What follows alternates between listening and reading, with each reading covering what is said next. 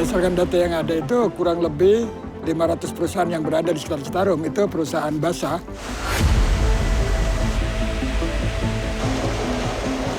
For me, water check I take, I put in hand. If I don't get itchy, then good. Bikinnya udah gatal, ada perih.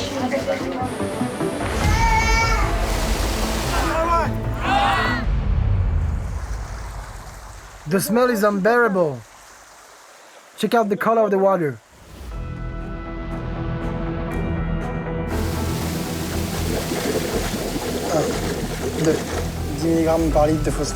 Have you ever tested the rice before? Belum pernah. No? Belum. Take the liquid Okay. and then Ah, analyze. right. Yes. Perfect. Vous avez déjà vu des niveaux aussi élevés dans votre carrière? Ah, non. Non. Combien de polluants vous avez trouvé dans les cheveux de ces enfants? Là, on est monté à plus de 50-54 polluants différents en moyenne. We have made some water analysis of what it appears to be Unico suppliers. So the original, if you... the camera turned off.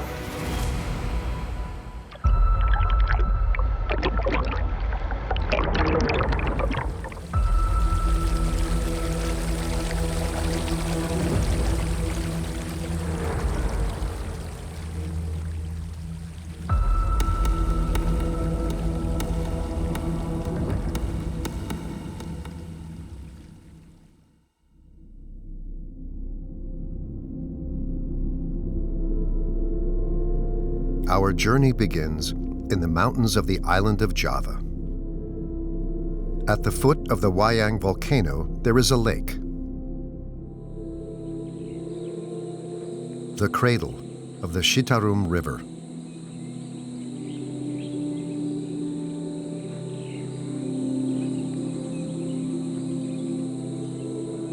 Titi Bakhtiar, a geographer at a university in the region, knows this place well. Ini namanya situ Cisanti, mata air dari Citarum. Tapi kita berjalan sedikit lagi ada bualan-bualan dari mata air Citarum ini.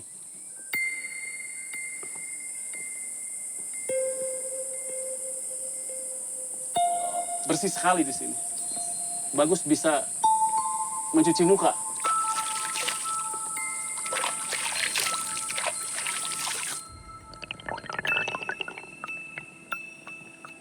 Ini lebih dari rumah. Saya merasa nyaman di sini, merasa kerasan tinggal di sini. Biar awet muda.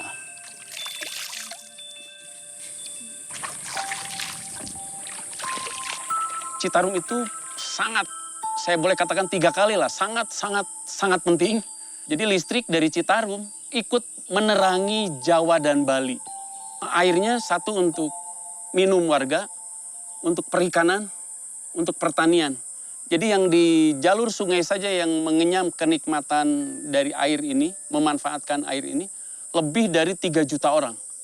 Belum di lingkaran keduanya, lingkaran ketiganya. The source of the Citarum, an Indonesian wonder.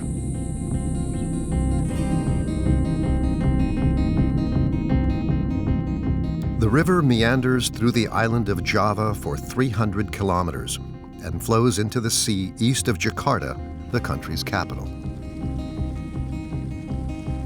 For the first kilometers, the Citarum is just a stream. It quickly becomes a river, essential for farmers.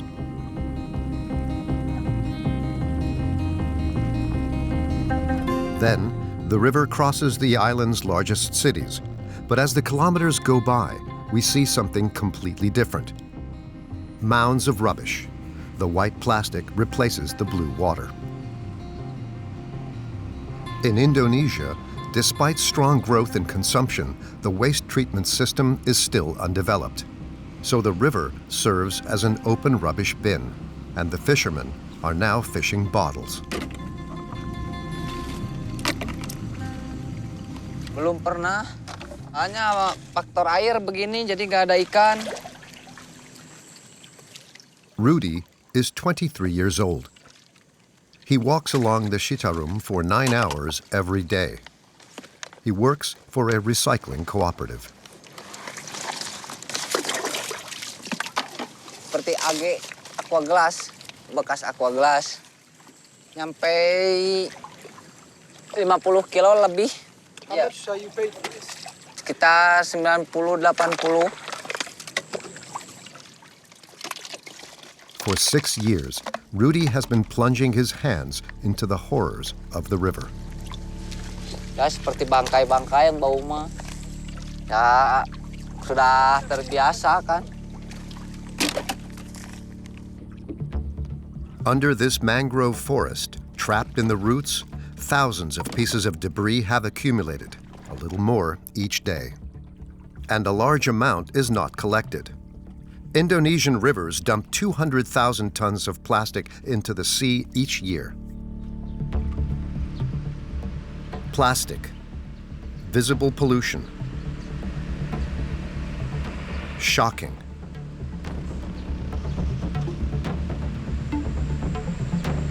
But not the most dangerous.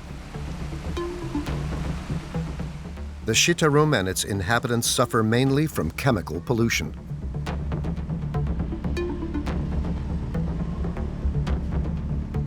To understand what's happening, we go to one of the many villages along the river and its textile factories.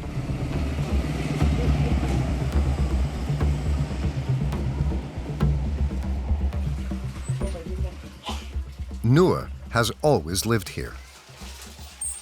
Every morning, this 42-year-old woman goes to the well, which is fed by the Citarum.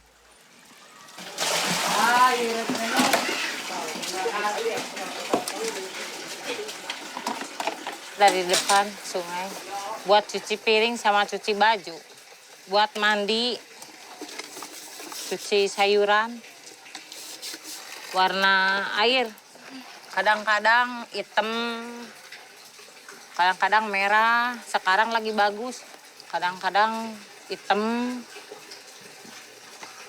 sekarang lagi bersih airnya. Kalau bersih mah pakai apa aja di sini bisa, cuci sayuran juga. Noor lives right by the well, at the heart of this district where 3,000 people live. A quarter of the inhabitants are under 15 years old. They are the most fragile, the ones who seem to suffer the most from pollution, like Noor's 2 children.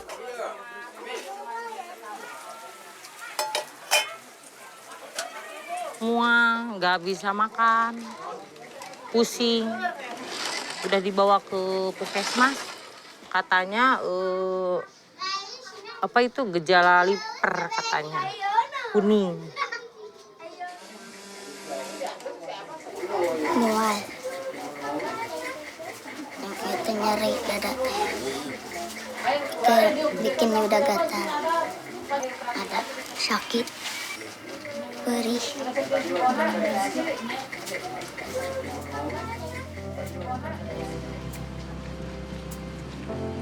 Noor has a doctor's appointment.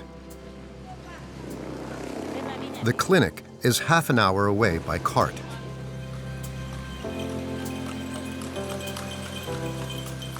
They do this twice a month. Yuda, her eldest son, falls ill as soon as he finishes his medication.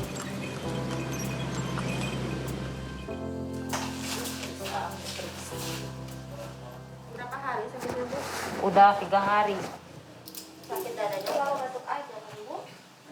Kalau batuk, kemarin mah itu mual, muntah. Kalau masuk makanan muntah.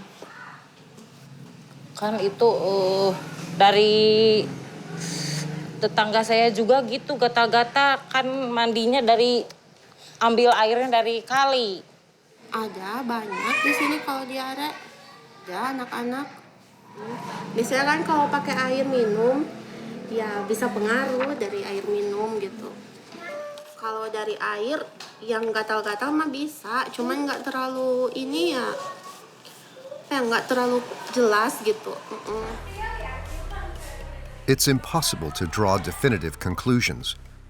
There is no epidemiological study, and no proof of the impact of pollution of the Citarum on local populations.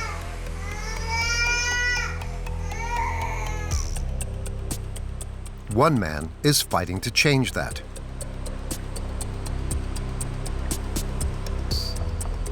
Denny Riswandani. He runs the only environmental association in the region. For 17 years, he has been surveying the Citarum in search of evidence of pollution by the textile industry.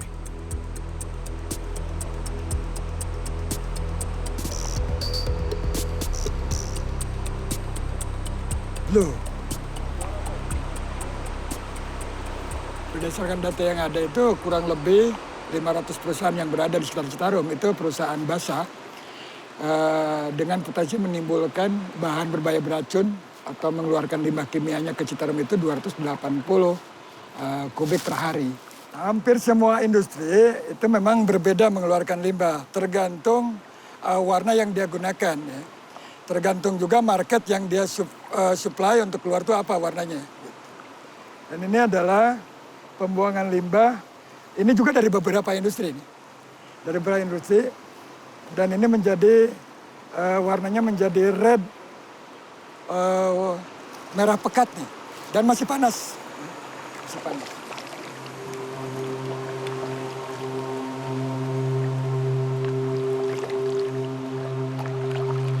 Maka tidak salah kalau dunia menyebut Citarum terkotor di dunia. Semua hal-hal yang sifatnya merasa kasihan iba terhadap Citarum tumbuh dalam hati ya. Makanya apa yang saya implementasikan itu keinginan hati ketika melihat fakta di lapangan Citarum ini begitu kotor. Who are these companies emptying their wastewater into the Citarum?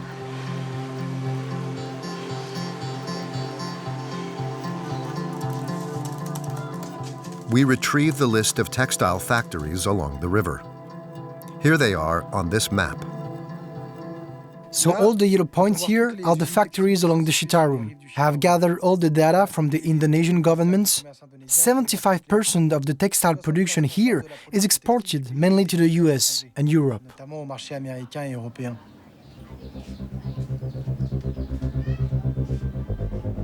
One of the largest exporters in the country is the Gistex Group.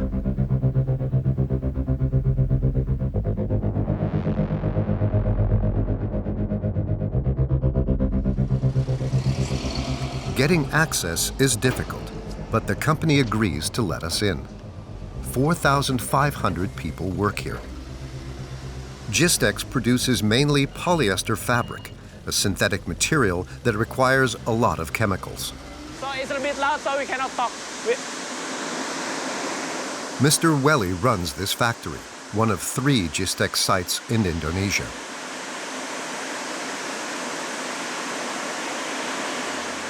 The group works mainly with large clothing stores. In these buildings, 1,000 machines operate 24 hours a day, 7 days a week.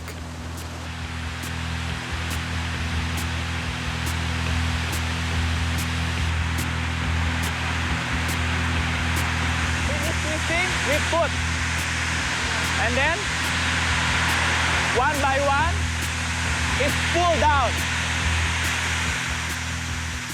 The factory produces nearly 3 million meters of fabric a month for the whole world. Each of these machines processes the wires with water filled with chemicals.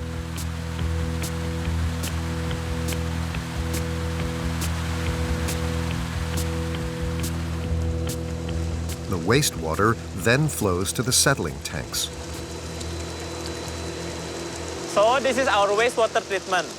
So our wastewater treatment, the size is 50 meter width and 100 meter length. And then the depth is around 6 meters. How many liters do you use a day? It's around 200 meter cubic per hour. Which is more than 3,300 liters per hour. So what kind of parameters do you analyze in the wastewater? The pH, the turbidity, the color, suspended solid, and the COD. Do you look for plumber, cadmium, lead, heavy metals? Not every day. Only 5 daily parameters, while international standards provide at least 31. So this is the water that goes into Citarum. Yes. So is it drinkable? I don't think so. Yeah.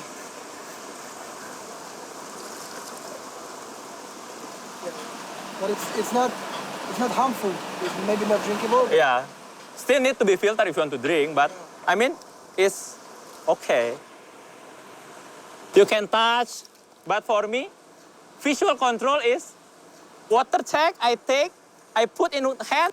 If I don't get itchy, then good. We are not really convinced by the itchy hand test. Can we have a look on the pipe?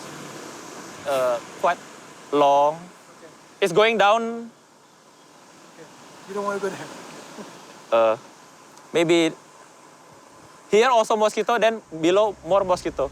Sorry, yeah. We want to know what the wastewater of this subcontractor of the global textile industry really contains. To find out, we have to follow this discrete white pipeline on the left, which dumps the plant's waste in the Citarum. The overflow channel is hidden under the foliage at the edge of the site. This area is off limits, and to access it, you have to cross the river from the other side. Il y en a un qui est juste là. Une sortie d'eau de l'usine Gistex qui est juste là.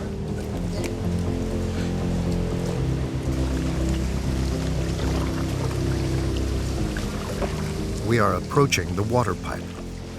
From 30 meters, the water is already covered with a film of white foam.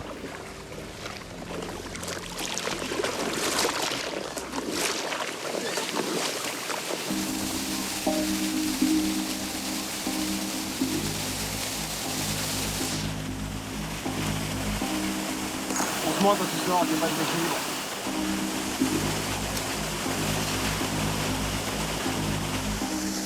This is what Gistex did not want to show us. We are on the company's property without authorization, so we must be quick. We take 2 liters to analyze.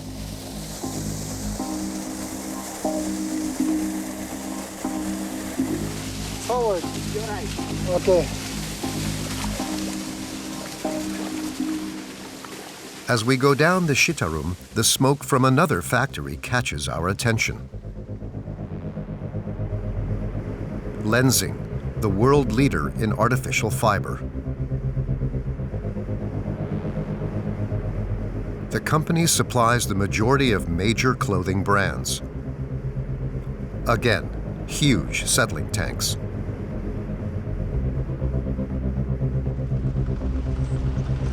One of the villagers shows us where to find their overflow channel. Pipe South Pacific Lenzing. Okay. Under this concrete casing, the pipe passes through the rice fields. Ça commence à ressembler à la pollution industrielle. Regarde, il y a des sortes de rejets d'essence à la surface ou d'hydrocarbures. On approche, à mon avis. And then, on the banks of the Citarum, It's here. Viens voir, viens voir. Regarde. The smell is really strong. the smell is suffocating. It is here, 300 meters from the factory, that Lenzing pours its waste, out of sight and close to fields and houses. A yellow and black flow of waste that ends in the river.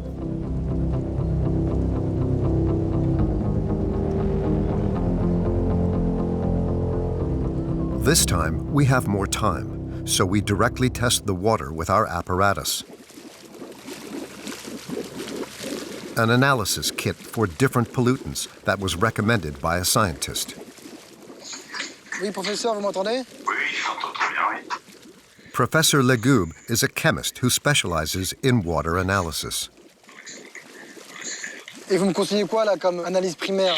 Les chromes, parce que le chrome, les chromates en particulier, peuvent être utilisés dans l'industrie textile. Et donc, c'est pour ça que je voulais donner comme indicateur. Le chlorure peut être un indicateur de pollution. Arsenic, nitrates, ammonium. 2, 3, 10 mg par litre de phosphate. The results only give us a rough assessment of the pollution. I think we should be more accurate, so I'm going to sample the water and bring it to the laboratory.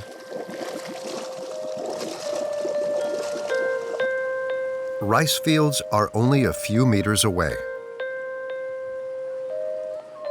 This is the main crop along the Citarum.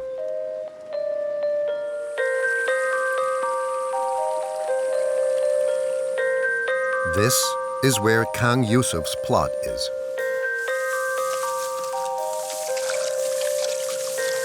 Oh, iya masa. Buruknya tuh kan. What's wrong with your rice plants? Air limbah. Akar yang membusuknya dimakan oleh binatang-binatang ini. Sangat banyak sekali tuh. Binatangnya banyak tuh. Yang mengganggu itu kutu-kutunya tuh. Sebelum ada pabrik, ini normalnya bisa mencapai 3 ton. Mungkin kalau sekarang belum tentu. Paling-paling cuman 1 ton 5 kintal. Satu musim. Dan kalau udah ditanami padi, lalu tanam ikan itu bagus. Kalau sekarang ikannya ditanam langsung mati. Kena kulit. Bisa seperti ini tuh. Merah-merah gatal. Sana. Kalau pulang ke rumah mual kalau kena air limbah ini. Kang Yusuf's plots are literally surrounded by textile factories.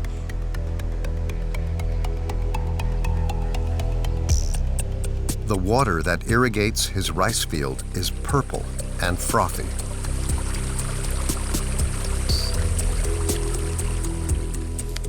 What pollutants are hiding in this rice?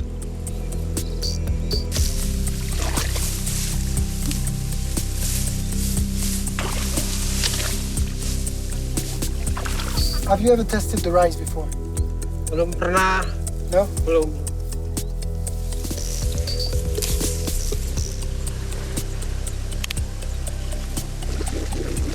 We take our samples of rice and water to the Institute of Ecology of Padjadjaran University.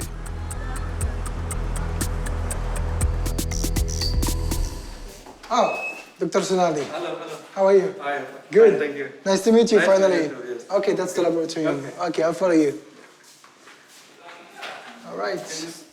Professor Sunardi runs the only environmental studies laboratory in the region.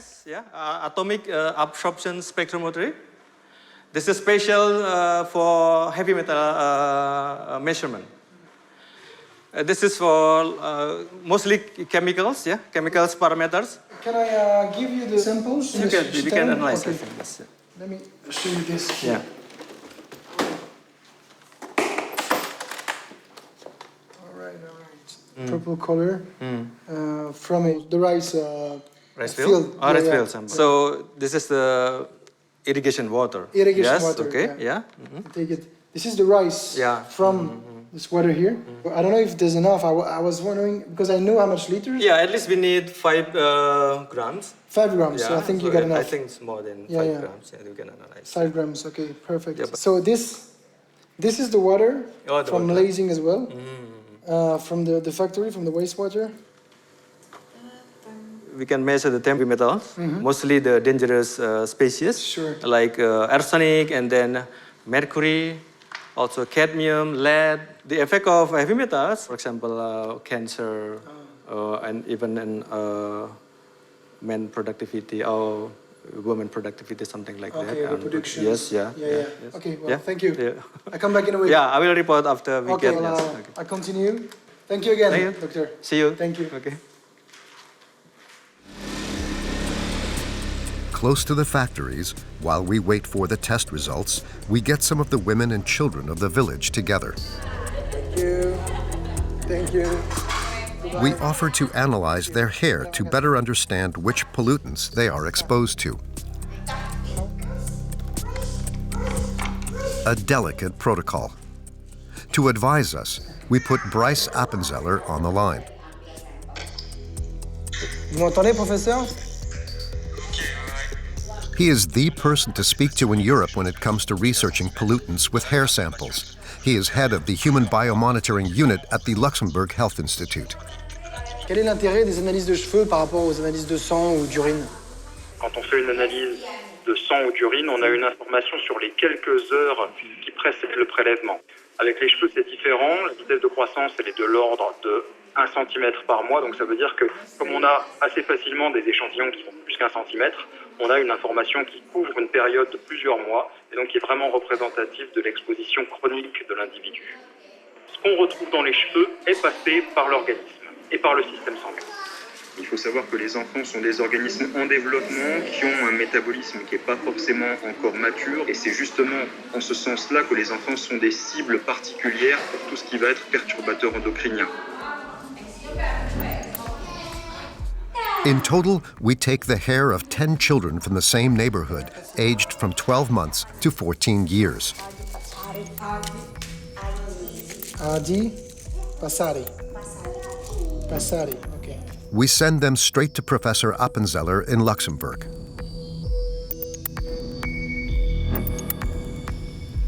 As we are leaving the village, we receive a phone call from the environmental activists we met on our raft trip.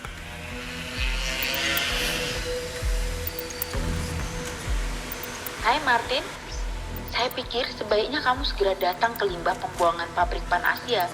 Penduduk di sini bilang mereka selalu buang limbahnya di malam hari. Saya tunggu ya. The factory is located right on the edge of the Citarum. Okay. The Pan Asia Group is one of the largest Indonesian subcontractors in the textile industry. Regarde juste là, t'as Pan Asia. Ici. Et les eaux usées, c'est par là-bas.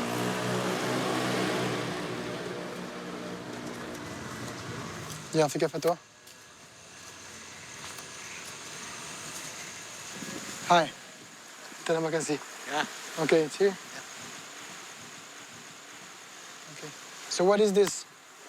Ya, dari Pan Asia ini. Pan Asia sebelah sana. Okay. Ini IPA, penampungan air. Ya, cukup besar dari wilayah daerah sini mah. Ya, kemungkinan dari masyarakat itu komplainnya pas datang air besar banjir itu tiba-tiba di jalanan raya itu sayanya ngebul air celep itu gata-gata jadi agak kotor lah jadi itunya bau sekali. What is stinky? What is the smell? Quand le villageois qui est là me dit de mettre un masque si je vais très près de l'eau parce que c'est vrai que même d'ici on sent l'odeur. Je dois avouer que c'est assez fort. Okay. This is strong. Okay.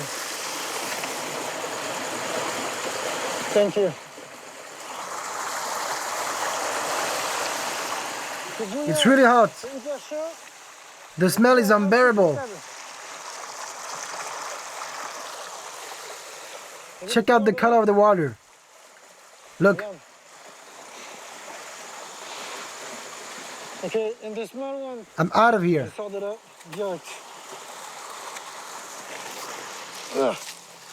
Okay. Thank you. Okay, let's go. Terima kasih. Thank you so much. Thank you. This time, we are not able to give this sample to Dr. Sunardi's laboratory in Indonesia. He will not have time to analyze it. We have to send them to another laboratory in France that specializes in environmental studies. In the meantime, we find the Indonesian biologist, Dr. Sunardi. He has just finished analyzing the first 2 samples of water and rice that we had given to him. He asked us to take him to the rice field where we took the samples. Because he wants to be clear. He can hardly believe what he has found in the rice. One thing which is strange is the total chromium content in the paddy plants. We found that it's very high, 28.084 milligram per kilogram. We found that lead concentration on the paddy plants is much higher than the recommended standard, the limits. We found 29.03 milligram per kilogram, while the standard only 0.25. So it's more than 100 times higher. Yes, sure. Yeah. Do we know the consequences of lead on human body, especially for children? Lead is very dangerous. This lead will disturb the nervous system, both central or peripheral system. So if the children exposed to the lead, then they will have intellectual disability, something like that. This is the worst effect of the lead. I believe that the main source of pollution is from the textile industries. If the government put very strict standard, then investor will not come to Indonesia. But you know, if there is no standard for many parameters, then we sacrifice the people. This rice that grows along the Citarum is sold throughout Indonesia. It is contaminated with lead, 116 times above the Indonesian consumption standard. It reaches such a high level because heavy metals accumulate in the rice fields. This lead pollution seems to agree with Dr. Sunardi's other results, testing wastewater from textile factories. In Gistek's overflow channel water, the level of lead is 1.5 times the international tolerated limits for industrial wastewater. For the wastewater of the Lenzing company, it's worse. The lead level is 3.5 times higher. But that's not all.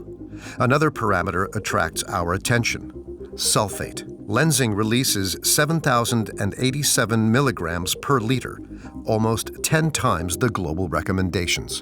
High levels of sulfate in water can lead to diarrhea, especially in children. This is one of the main causes of infant mortality in the country. In Indonesia, 147,000 children die each year before the age of 5. Finally, we received the results from the French laboratory for the Pan-Asia factory, where we took the water samples at night. We read these at Denny Riswandani's house, the activist of the Association for the Defense of the Environment.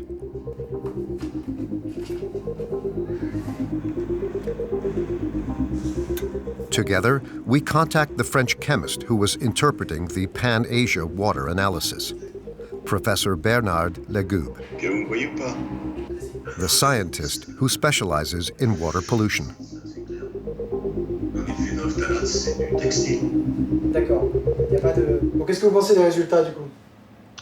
Alors, bon, déjà, l'eau que vous avez analysée, c'est quasiment une eau d'égout, une eau usée, urbaine, compte tenu de la bactériologie, compte tenu de la décès et la demande chimique en oxygène, et puis on a tributylphosphate, c'est pas un produit que j'ai l'habitude de rencontrer, c'est un solvant. Et puis on a un peu de phtalate aussi, qui dépasse quand même les limites tolérées en normes de qualité européenne, également des nonylphénols. On a des concentrations de 70, je crois, microgrammes par litre, c'est-à-dire au-dessus des normes environnementales en vigueur en Europe, notamment.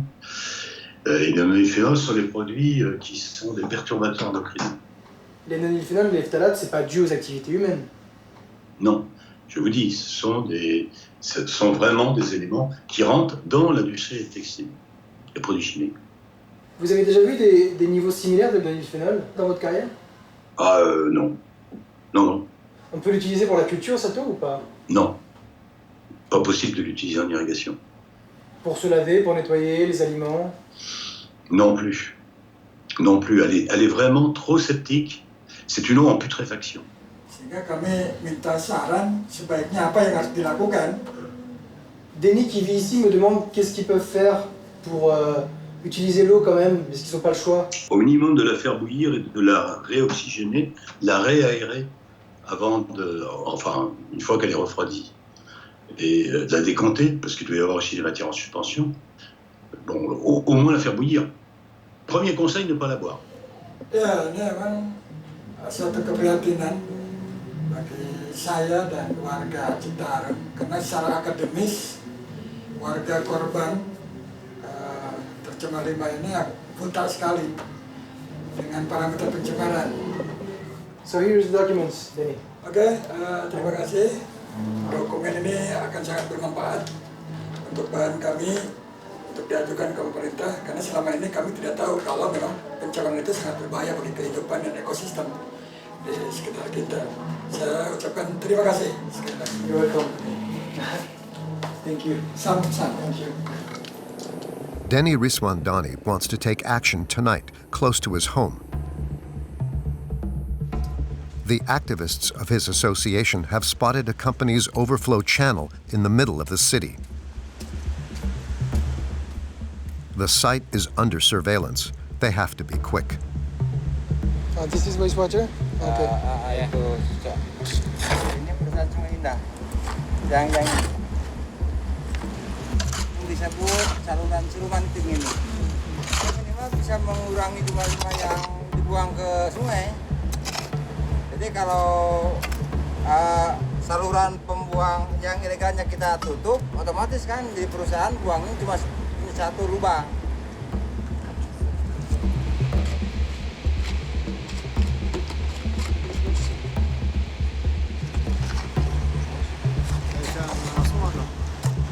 Kalau saya sebagai masyarakat tidak ada, kalau Ciko sih ada, Bu.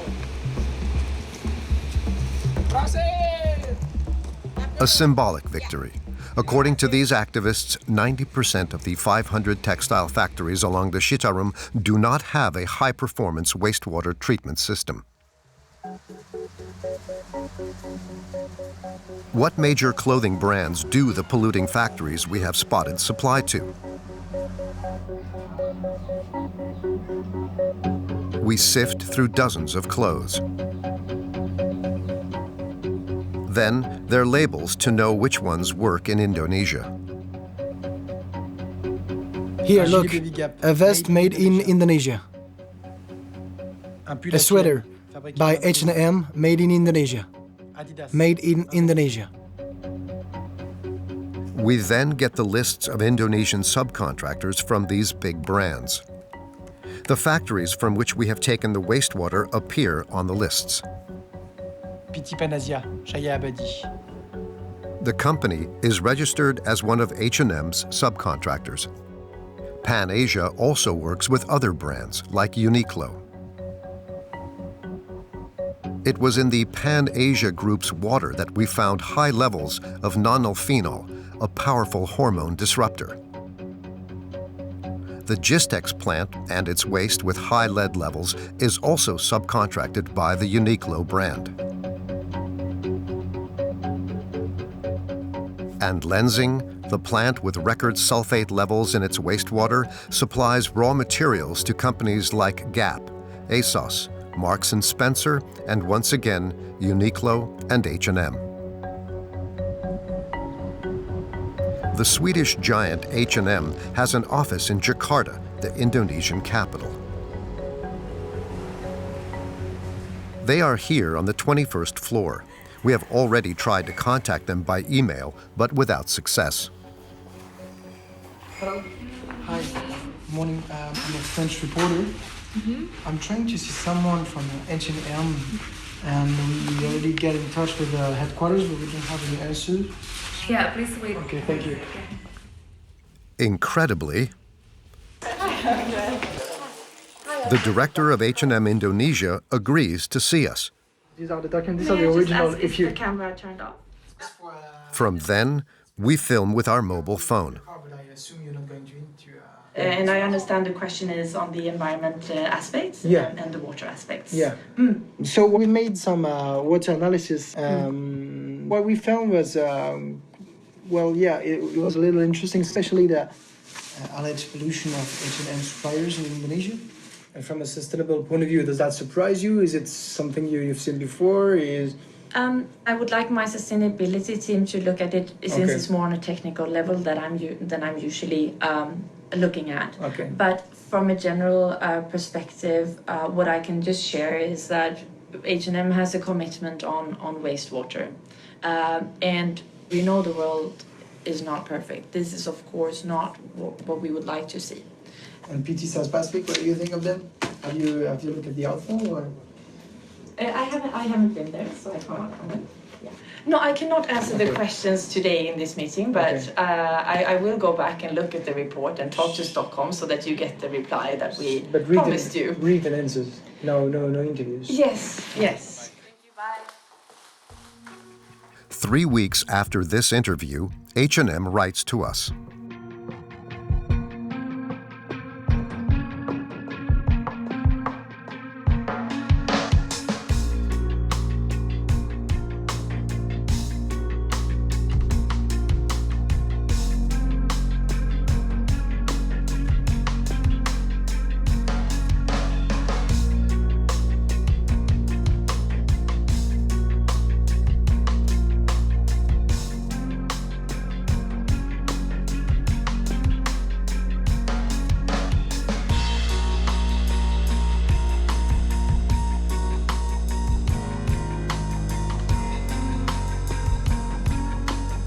Despite numerous requests, this H&M supplier never authorized us to test its wastewater again.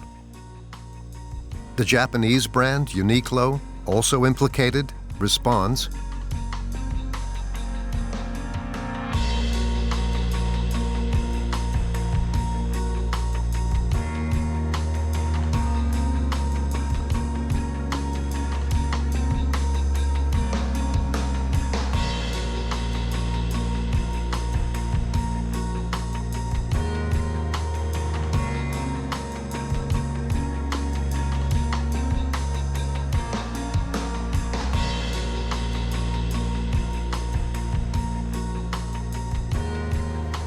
We could have given many more examples.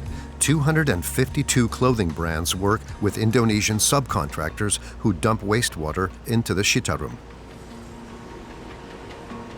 The big fashion groups here are all gathered in the same association, AP, the textile industry lobby in Indonesia.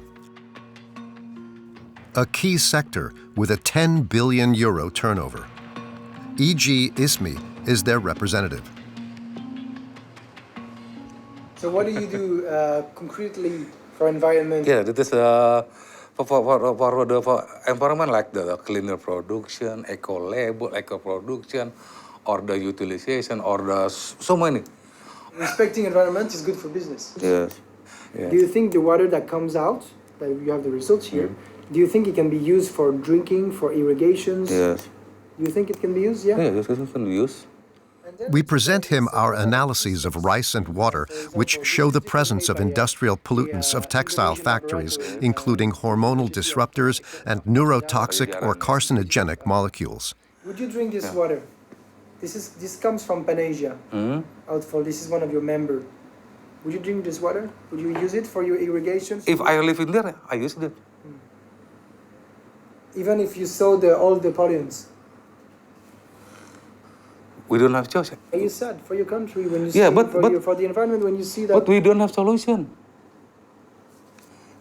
When you talk to the brand name and then cut the order, and the factory is closed. Simple. So the brands have the real power. Yes. Take the brand and then company close. Yes, and then finish. As a father, what does that make you feel to see that?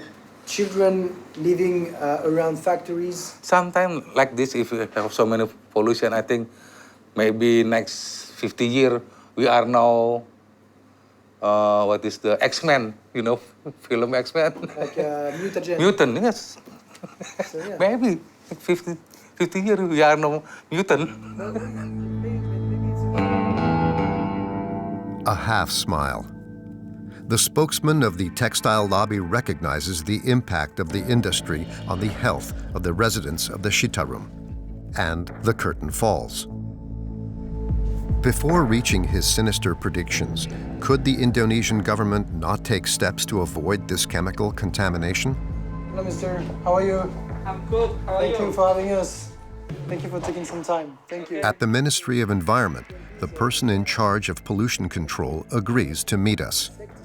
He reads our analyses, a little surprised. The lead is right here. It's here, non-phenols. You can see 772. It's a nanogram, but let's look at it. Yes, I think this is good information for us. I think I will ask the director for water pollution control to take sample, and if the sample confirm this number, we will ask the local government to revise the permit effluent permit. And we also maybe revise the guideline for textile industry. We will revise the parameters, not only for, maybe we include the sulfate, we include the lead, heavy metals, something like that.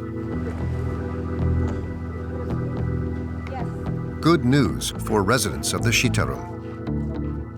Good news which is quickly overshadowed by the latest results of our investigation, the hair analysis.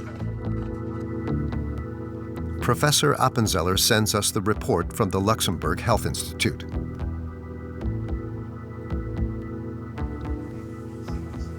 Qu'est-ce que vous avez trouvé d'intéressant dans ces cheveux d'enfants indonésiens? Beaucoup de choses intéressantes. Là, on est monté à plus de 50-54 polluants différents en moyenne dans les prélèvements de cheveux des enfants d'Indonésie. 54 polluants dans les cheveux de ces enfants. Est-ce que c'est un nombre que vous voyez habituellement ou c'est plutôt la fourchette haute? 54, quand on en recherche 140, c'est quand même assez important. Et ce qui est sûr, c'est que si on recherchait plus de molécules, on trouverait aussi plus de polluants présents dans les échantillons biologiques qu'on analyse. Donc d'une certaine façon, on a un petit peu affaire à la face émergée de l'iceberg. Qu'est-ce qui vous a surpris dans ces résultats? Certains polluants comme le PCB 180, qui n'est jamais détecté dans les échantillons des enfants de France. Donc là, il était détecté dans la quasi-totalité des enfants qui étaient analysés au niveau de l'Indonésie. D'accord. C'est quoi exactement le PCB 180? C'est typiquement des rejets industriels. Et alors, ils sont classés en termes de toxicité, mutagène, cancérogène, reprotoxique. Est-ce qu'il y a une autre molécule dont les niveaux vous ont paru intéressants? Le paranitrophénol, certains enfants qui approchent les 200 picogrammes par milligramme. D'accord. C'est intéressant parce que le paranitrophénol, c'est un insecticide très utilisé dans l'industrie textile pour protéger le tissu des parasites. Oui, alors, c'est des neurotoxiques. Ils ont été développés dans ce but-là. Et ce qu'on peut dire, c'est que ça fait partie de la même famille chimique que les gaz de combat. Vous savez, le sarin, le VX, c'est la même famille chimique. Si je me souviens bien, on en retrouve aussi dans les cheveux des enfants français, alors que le paranitrophénol est interdit dans notre pays. Les vêtements fabriqués en Indonésie pourraient être une source de contamination? C'est une question que je me suis posée, moi. C'est une question que je me suis posée parce que c'est quelque chose, parce que finalement, des vêtements qui viennent d'Indonésie, il y en a plein. Ça, très souvent, c'est quelque chose qu'on peut même voir sur les étiquettes. Je me demandais dans quelle mesure ça pouvait pas aussi être une source d'exposition pour les enfants dans d'autres régions. Ouais. Est-ce que vous souhaiteriez qu'on fasse d'autres prélèvements pour que ça ait un peu plus de sens scientifique pour vous? Oui, quand on voit des résultats comme ça demanderait à avoir plus d'échantillons pour avoir une vision plus représentative de la situation au niveau de l'Indonésie, chez ces enfants en particulier. À très bientôt. On se tient au courant, d'accord. Merci, au revoir. Au revoir.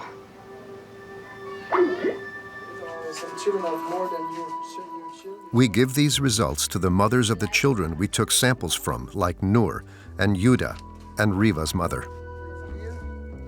If the children fall ill again, these tests might help specialists to better diagnose them. In total, we take hair from 45 children living near textile factories. For the first time, Professor Appenzeller will include Indonesia in his new scientific study. At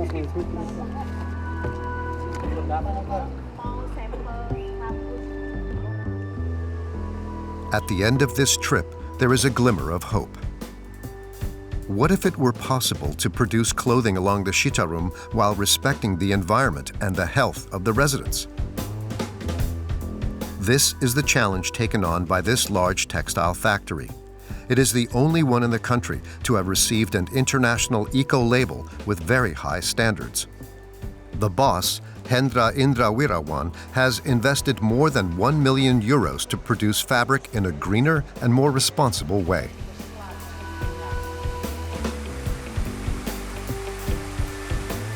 We have to select the right chemical for the dyeing in order when we dispose the water to the wastewater treatment plant, produce the minimum harmful effect for the environment.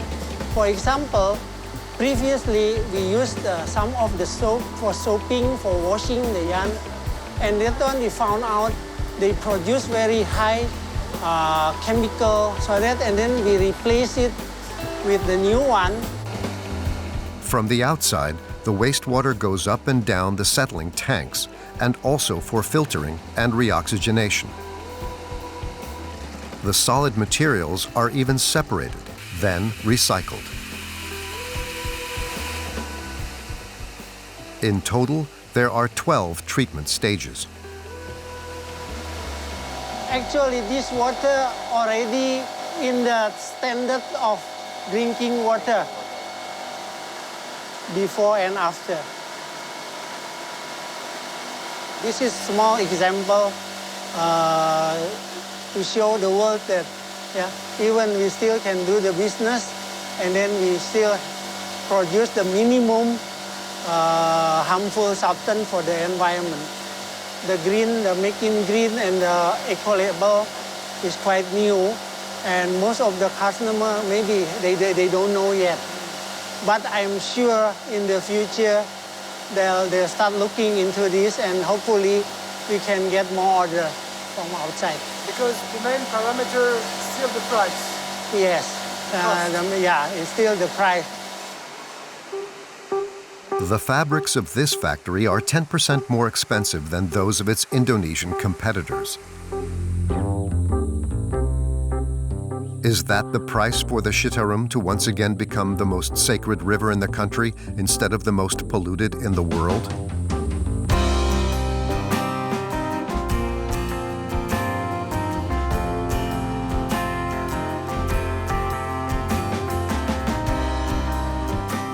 To meet global demand, textile production in Indonesia is expected to increase by 75% by 2030.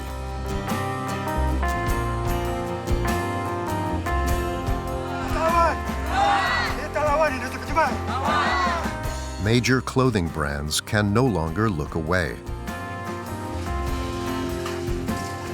Too many victims are paying the heavy price.